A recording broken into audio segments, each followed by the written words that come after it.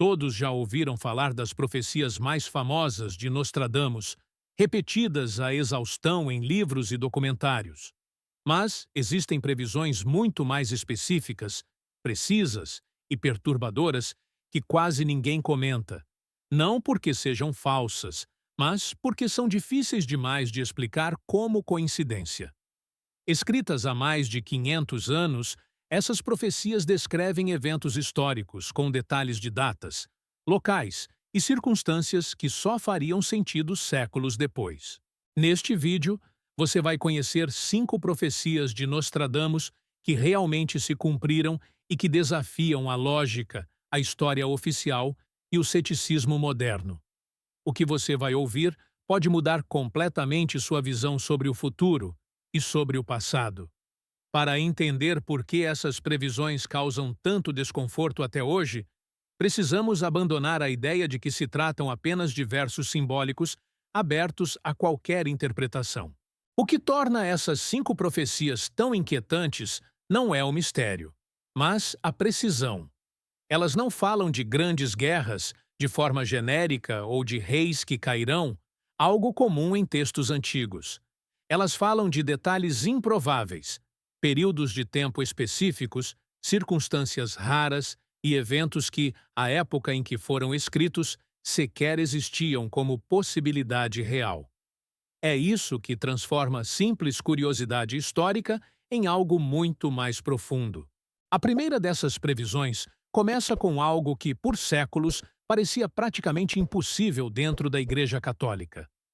Durante mais de meio milênio, nenhum líder máximo da Igreja havia renunciado voluntariamente ao cargo.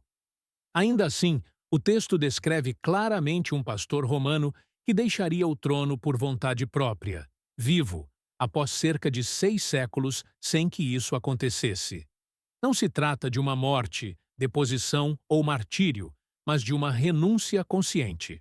Mais do que isso, o texto afirma que, após o ato, muitos questionariam se a decisão foi realmente livre ou se forças ocultas teriam influenciado o afastamento. Em fevereiro de 2013, o mundo assistiu a algo que parecia impensável. Bento XVI anunciou oficialmente sua renúncia ao papado. O último caso semelhante havia ocorrido em 1415, com Gregório XII, em meio a uma crise interna gravíssima da Igreja. A distância temporal entre os dois eventos se aproxima de maneira impressionante do período descrito séculos antes. E assim como previsto, a renúncia gerou imediatamente debates, suspeitas e questionamentos. Escândalos financeiros, disputas internas no Vaticano e o vazamento de documentos confidenciais alimentaram teorias sobre pressões que teriam pesado sobre a decisão. O que chama a atenção não é apenas o acontecimento em si, mas o fato de o texto antigo antecipar exatamente a natureza rara do evento e a reação que ele provocaria.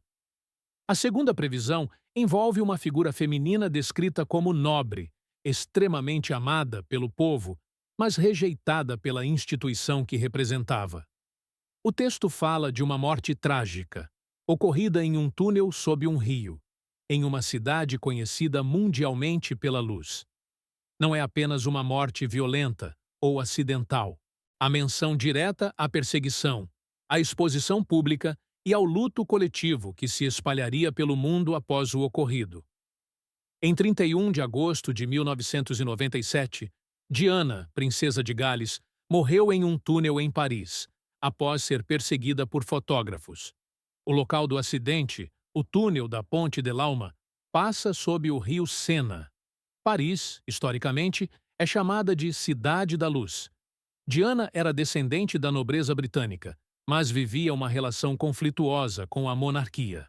Enquanto era idolatrada pela população, era vista como um problema para a instituição real.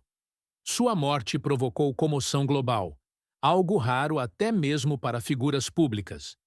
Cada elemento descrito no texto antigo encontra correspondência direta nos fatos. O túnel, o rio, a cidade, a perseguição e o impacto mundial. O que torna essa previsão ainda mais perturbadora é que ela não se limita a dizer que uma mulher famosa morreria de forma trágica. Ela descreve o cenário com precisão geográfica e simbólica, algo extremamente incomum em textos do século XVI. Só após o acontecimento é que todas as peças parecem se encaixar, como se o significado estivesse adormecido por séculos, aguardando o momento exato para se revelar. Se até aqui essas previsões já parecem difíceis de explicar como simples coincidência, o que vem a seguir leva esse desconforto a outro nível. A terceira profecia descreve um tipo de desastre que não existia no imaginário humano da época. O texto fala de um fogo invisível que não queima, mas mata. Um fogo que envenena o ar, a água e a terra, tornando uma região inteira inabitável por décadas. O local do desastre é descrito de forma simbólica, como uma terra cujo nome está ligado ao amargor, ao agenjo. Em abril de 1986, o mundo foi abalado pelo pior acidente nuclear da história, ocorrido em Chernobyl, na Ucrânia. A radiação, invisível e mortal, espalhou-se pelo ambiente, contaminando o solo, a água e o ar. Pessoas adoeceram sem apresentar queimaduras visíveis. Décadas depois, a área ao redor do reator ainda permanece praticamente desabitada. O detalhe mais inquietante está no significado do nome Chernobyl, associado à planta Artemisia, conhecida popularmente como agenjo, símbolo clássico de amargura. Um conceito descrito séculos antes de qualquer conhecimento sobre energia nuclear. Esses três primeiros casos já levantam uma pergunta inevitável. Até que ponto estamos diante de interpretações criativas e até que ponto há algo que desafia explicações convencionais? E o mais inquietante é saber que ainda existem outras duas previsões, igualmente específicas, que completam esse padrão de precisão histórica e ampliam ainda mais o impacto do que foi escrito há quase 500 anos. O padrão que começa a se formar com essas previsões não é apenas de eventos trágicos, mas de acontecimentos que mudaram o curso da história e deixaram marcas profundas por décadas. A quarta profecia se encaixa exatamente nesse perfil. O texto antigo fala da queda de um grande homem em pleno dia, atingido por um estrondo vindo de um local elevado, descrito como uma torre. Em seguida, menciona que outro homem da mesma linhagem, da mesma família, cairia mais tarde, em uma cidade diferente. Ambos os eventos estariam envolvidos em conspirações, e a verdade completa permaneceria oculta, mesmo com o passar dos anos. Em 22 de novembro de 1963, John F. Kennedy foi assassinado em Dallas, Texas, durante um desfile público, sob a luz do dia. Os disparos vieram de um edifício elevado, o Depósito de Livros Escolares do Texas, um prédio que, na prática, funcionava como uma torre de observação.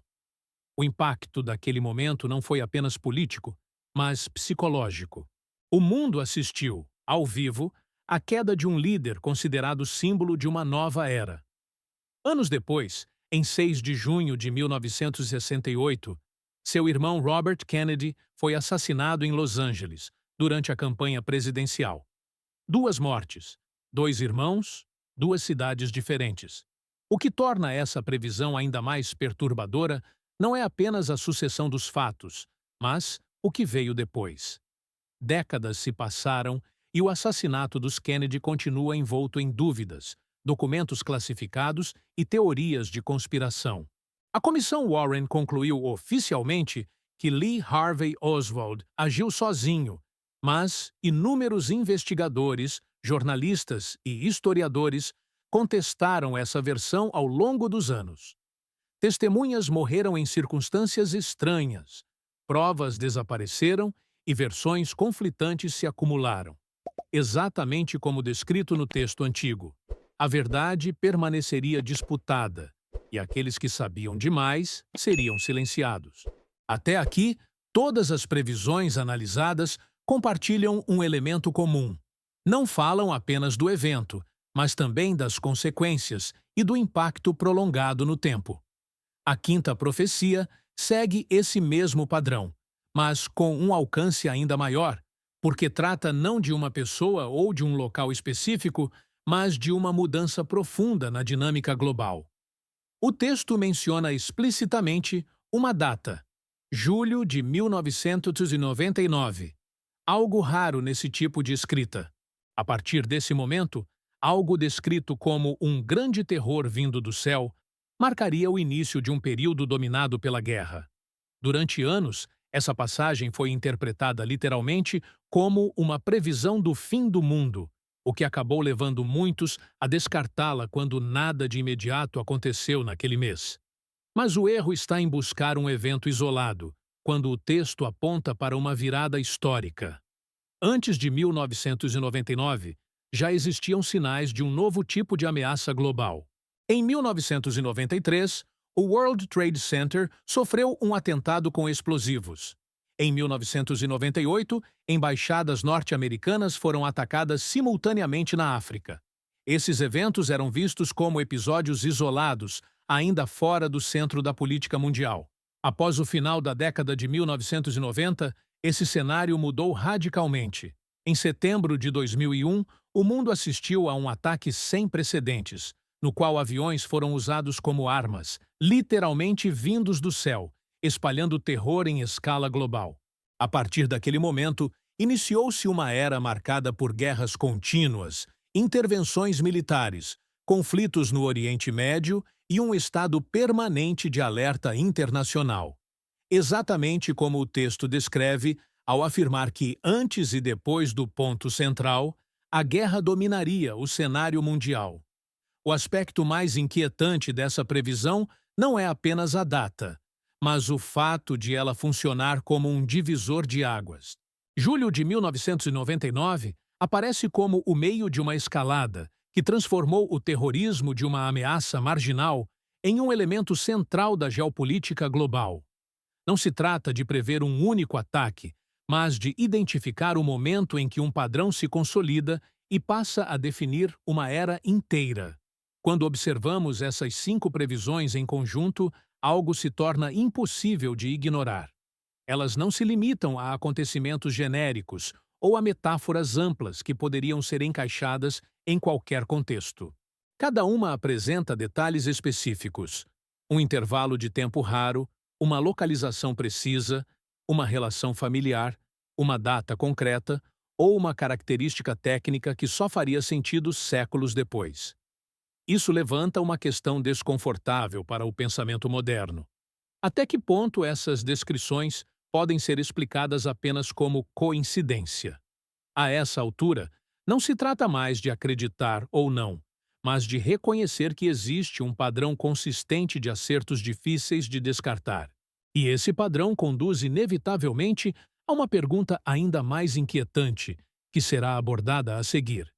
Se essas previsões sobre o passado se encaixam com tamanha precisão, o que dizer das advertências que falam do nosso futuro próximo?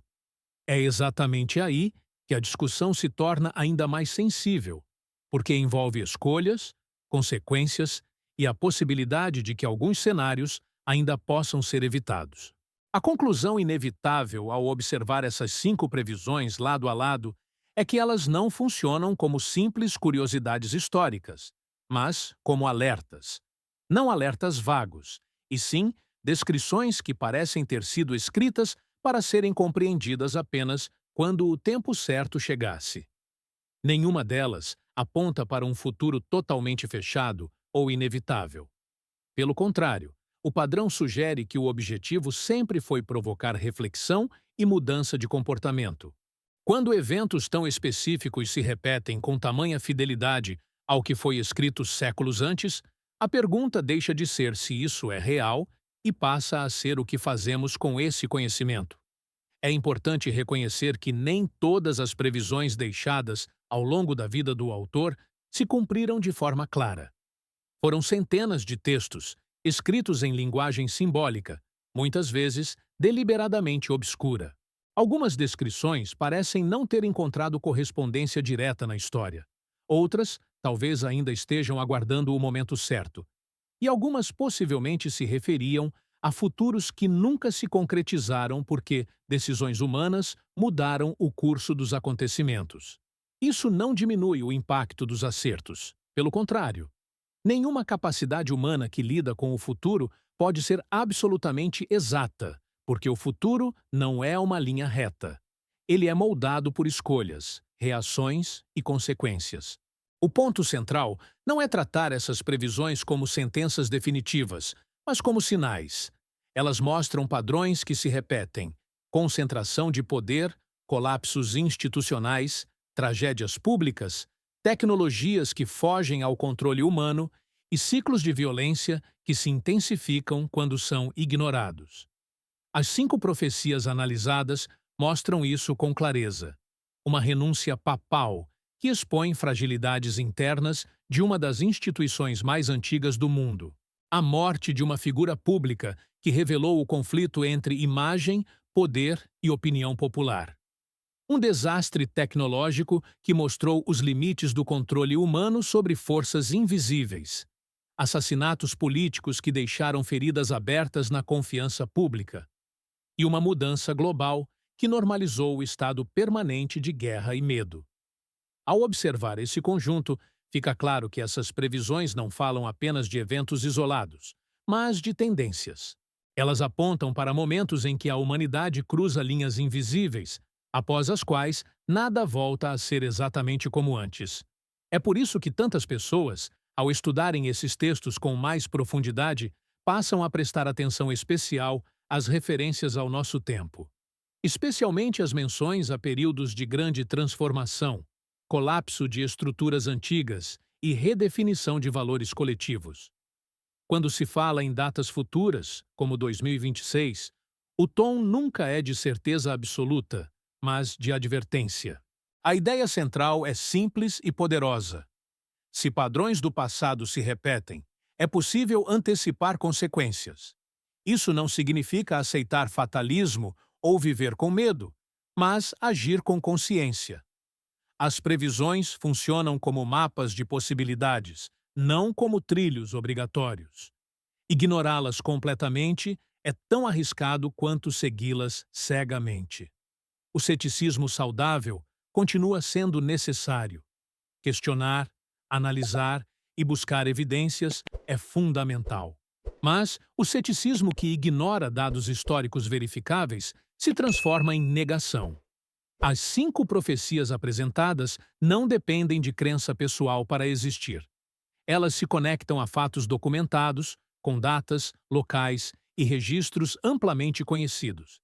Descartá-las exige explicar por que descrições tão específicas se alinham repetidamente com eventos reais de forma tão consistente.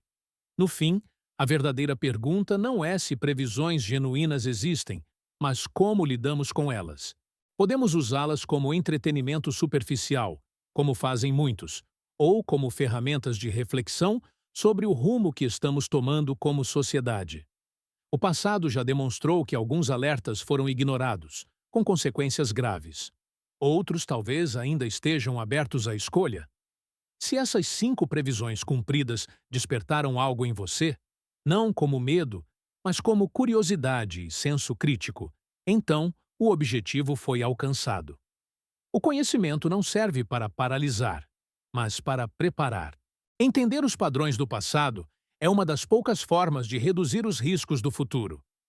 As advertências estão registradas, os fatos já ocorreram e os paralelos são claros. Cabe a cada um decidir se isso será tratado como mera coincidência ou como um aviso que merece atenção séria.